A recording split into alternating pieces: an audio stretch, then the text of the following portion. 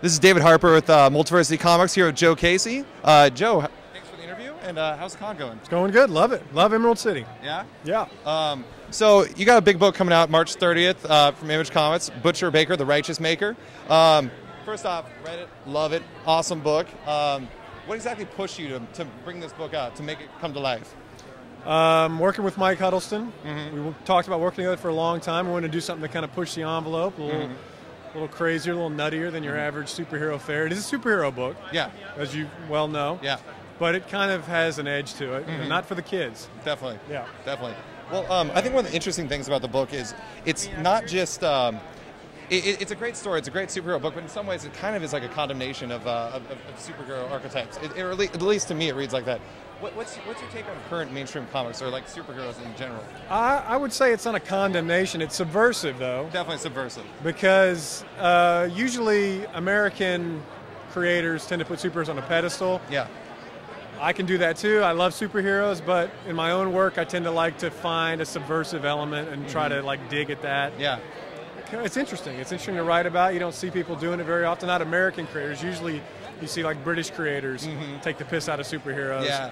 But we created them, so we might as well be the ones to take the piss out of them. No doubt, no doubt. Well, I mean, Butcher Baker himself, I mean, he is, in a lot of ways, he's a superhero, has been out of the game for a long time, and all he does is he wants to live life how he wants to live life, and that's what he does. How did you guys develop him as a character? I mean, he's completely unlike anything else in American superhero comics. How did we develop him? You know, we wanted to take that patriotic superhero, Yeah. that sort of Captain America mold, and again, do a 21st century take on it. I'm always interested in taking archetypes and, if not modernizing them, just looking at them through the lens of where we are now and the society and culture and things like that. So that's kind of where it came from. And then on top of that, I mean, if you were a superhero, wouldn't you fuck all day? Oh, yeah. Oh, Yeah. yeah. I mean, that's always one of the shocking things. It seems like no one ever wants to confront those types of things. And that seems like what you and Mike are doing straight up. That you guys are saying, this is what I would do if I was a superhero. Or not you necessarily, but, you know, this is what a superhero would do. Oh, it's what I would do. But as you see, as the book progresses, we even subvert that. I mean, it's not like he's the greatest, you know, lover that you've ever seen. We subvert that aspect of it as well. That just kind of comes later in the series. No pun intended. Yeah. So is this an ongoing?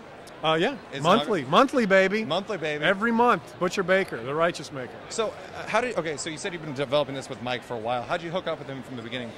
I've been a fan of his for a long time. Loved The Coffin that he did.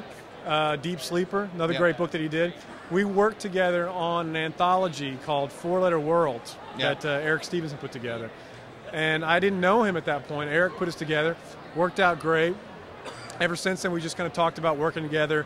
So it was all about schedules lining up, the right idea.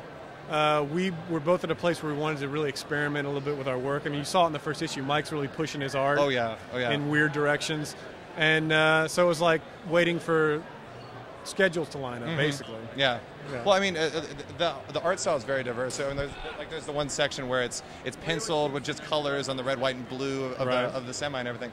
Did you guys work together to develop the idea of the style for it? Did you have an idea going in what you and Mike wanted it to look like? Well, the only thing we really talked about was doing something where we weren't nailed down to one style. He had done this story in one of these 24/7 anthologies where he was just all over the place, wildly experimental in the coloring and the art.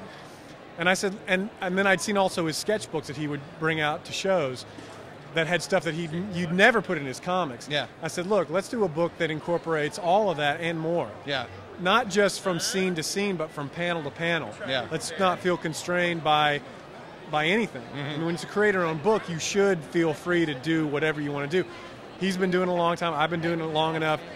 I trust him to go with his creative instincts. I go with my creative instincts. And what comes out of that is the interesting part. I don't know exactly what he's going to do on every page. Yeah. I have to see it first. Yeah. And I go, oh, he went that way with it. You know, so that's been kind of the fun of doing it.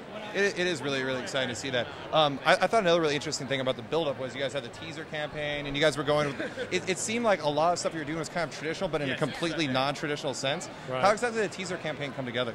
Well, it seemed like last year all you saw were these weird teaser ads all over the place. Yeah, that didn't say what the thing was until later on, or it had characters in silhouette.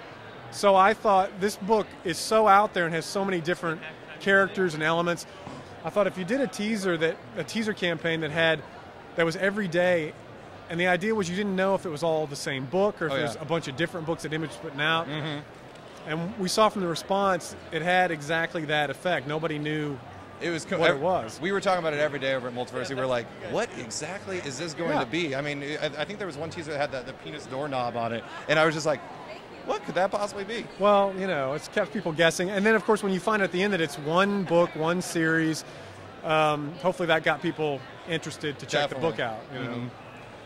So one other thing I thought this was one of the most interesting things and most entertaining things about the first issue. Jay Leno. Why Jay Leno? Why Dick Cheney? That's the other. Dick Cheney. I mean, why are those guys hanging out together? I have no idea. I don't know. Are you a big Conan guy? Is that?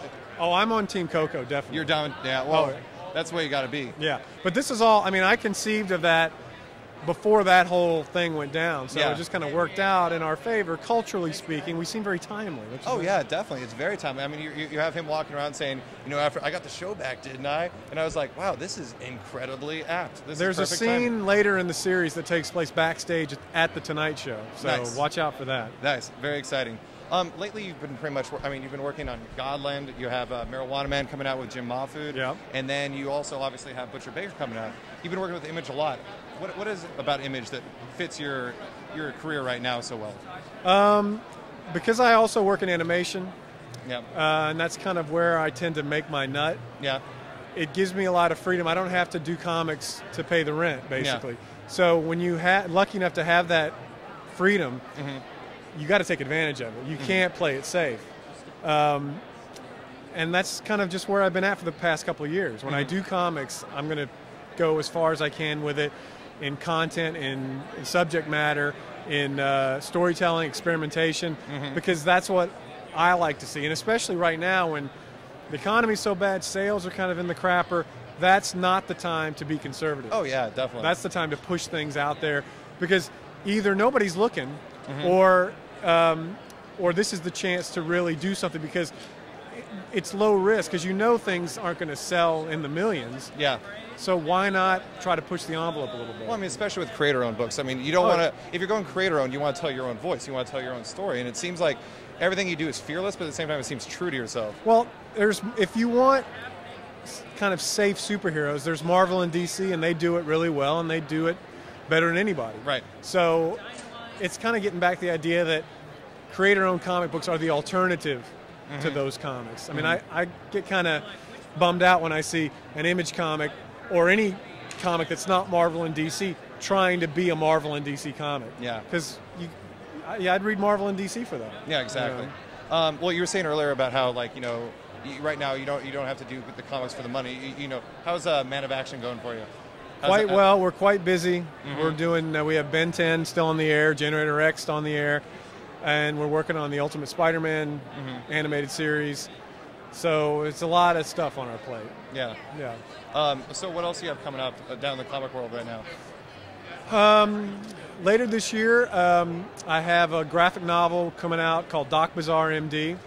That's with Andy Suriano, who was the artist on Charlatan Ball that I did a couple years ago. And then I did a one-shot last year called Officer Down with Chris Burnham. We're going to do an expanded version of that. The what is it called? The Bigger, Better Bastard Edition. It'll be a hardcover edition with added pages, added story, and hopefully that'll be out before the end of the year. Great. Well, we love your work over at Multiversity. I think when the world gets a hold of Butcher Baker, they're going to love it. And thank you so much for talking with us. Yeah, thanks a lot. Yep.